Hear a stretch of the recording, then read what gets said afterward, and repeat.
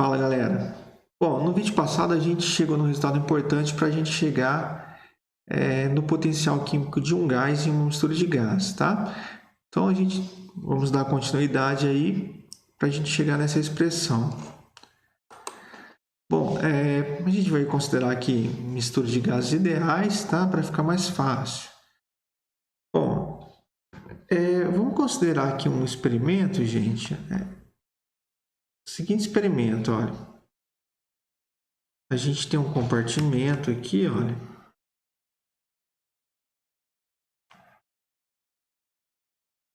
Que tem uma membrana, tá? Essa membrana aqui, ela é permeável, é uma membrana de paládio, né? Ela é permeável somente ao H2, né? Quando eu tenho uma mistura de H2 e nitrogênio, né? Como ela é permeável somente ao H2, né? Esse H2 vai migrar aqui para o lado esquerdo e eu vou ter H2 aqui também, né? Bom, o que a gente pode tirar do experimento anterior que a gente viu no vídeo passado é que a pressão do H2 aqui do lado direito, na mistura de gases, né, vai ser igual à pressão do H2 do lado esquerdo, né, onde ele está puro, né? Vou simbolizar aqui por um asterisco, tá? Bom, a gente sabe, gente, que o potencial químico de um gás, né, a uma temperatura T e uma pressão P, é igual ao potencial químico padrão de um gás na temperatura T mais RT ln de P, tá certo? Dividido aqui pela pressão padrão. Ok? Essa pressão padrão eu vou omitir ela aqui, tá, gente? Ela está embutida aqui no P, aqui, ó, tá? Esse P aqui já tem um valor dividindo ele aqui, tá certo? Bom, como vocês podem ver aqui, gente, ó, a pressão é uma medida do potencial químico, né? Dá para ver que o potencial químico depende de P, né? Então está relacionado. Então, quando eu tenho aí, se eu tiver um recipiente onde eu tenho diferenças de pressões nesse recipiente, né, quando eu tenho um gás puro ali, mas com diferentes pressões, o que acontece? O gás vai migrar da região de mais alta pressão para uma região de menor pressão, né? De maneira a eu ter aí uniformidade de pressão no recipiente, tá? Posso pensar assim em termos de pressão e também posso pensar em termos de potencial químico, né? Se eu tenho diferenças de potenciais químicos ali dentro do recipiente, a matéria ela vai migrar da região de mais alto potencial químico para a região de mais baixo potencial químico, né? Mais baixo potencial químico, de maneira a eu ter uma homogeneidade de potencial químico em todo o gás, né? Então, a gente tira isso aqui do exemplo anterior, tá? E também que o potencial químico do gás na mistura, né? Lembrando aqui que o nitrogênio ele não passa para lá, ele vai ser igual ao potencial químico do H2 puro, ok? Bom, com essas igualdades aqui em mão, gente, olha, essa expressão aqui a gente viu que vale para o gás puro, né? Então, é um potencial químico do gás puro e pressão do gás puro, né? Mas utilizando as igualdades ali, ó, eu posso trocar, né? Aqui vai ficar potencial químico do H2 na temperatura T e pressão P é igual ao potencial químico no estado padrão na temperatura T aqui para o H2, né? Claro, né?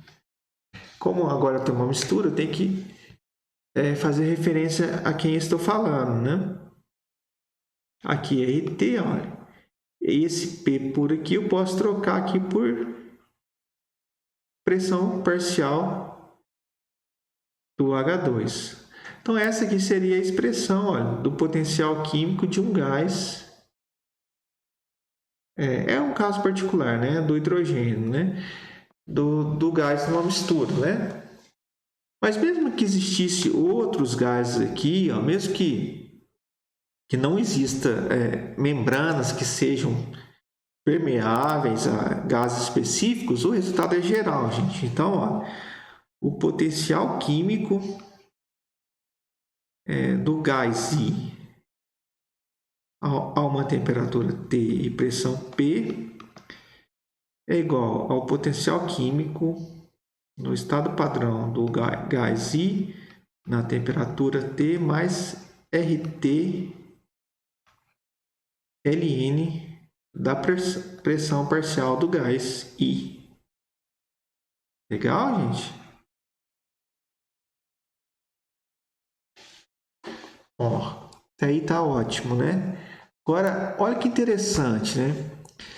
Quando eu tenho uma mistura de gases, eu vou ter uma pressão total ali, né? A pressão total vai ser a soma das pressões parciais de cada gás, tá?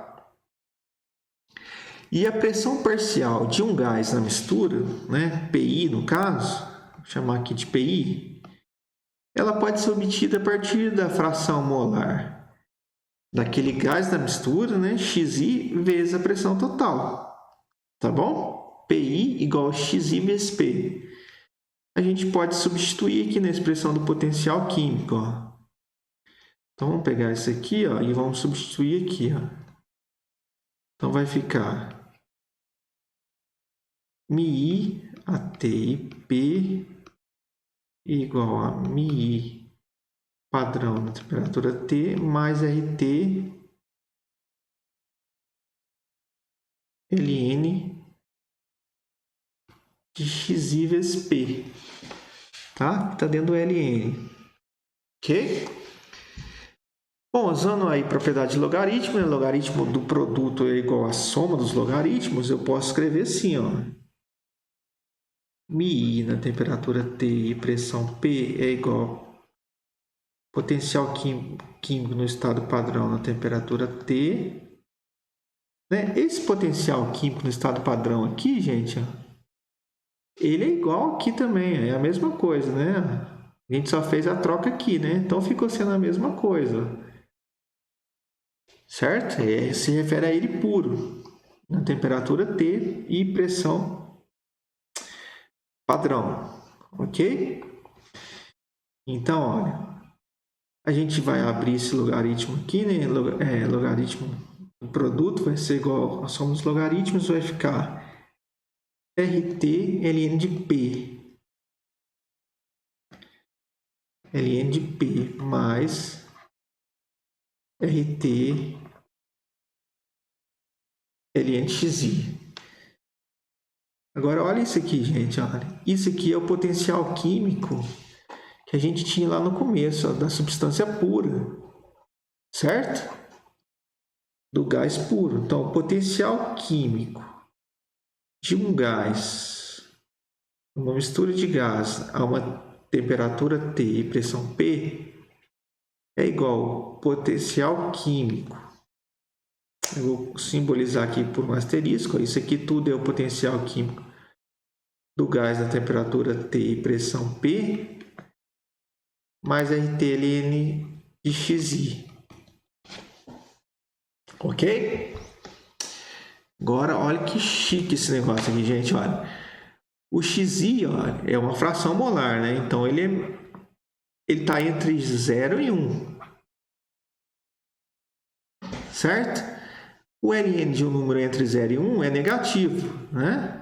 Então, isso aqui, ó, é menor que 0, tá? Negativo, né?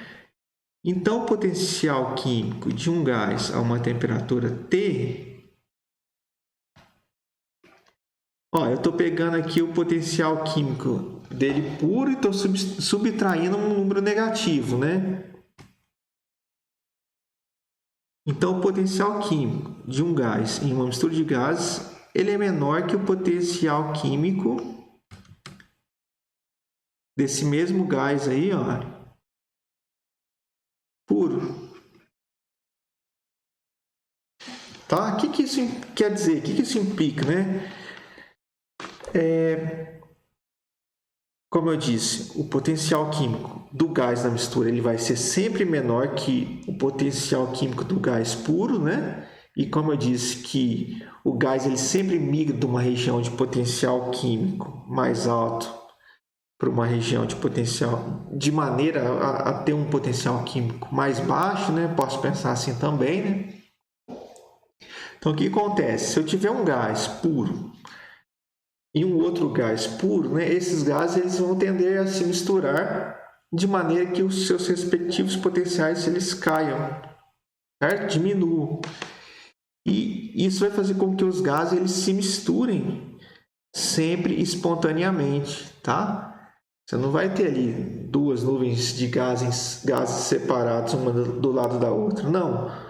Os gases eles vão se misturarem espontaneamente, né? Porque o potencial químico do gás da mistura ele é menor que o potencial químico do gás puro, ok?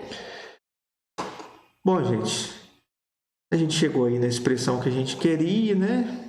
Estudou um pouquinho aí uma explicação termodinâmica, né? Por que os gases se misturam em todas as proporções, isso de maneira espontânea. Tá bom, gente? E quem gostou do vídeo aí, deixa o like, tá? Fica à vontade de escrever qualquer comentário. Até o próximo vídeo. Fui!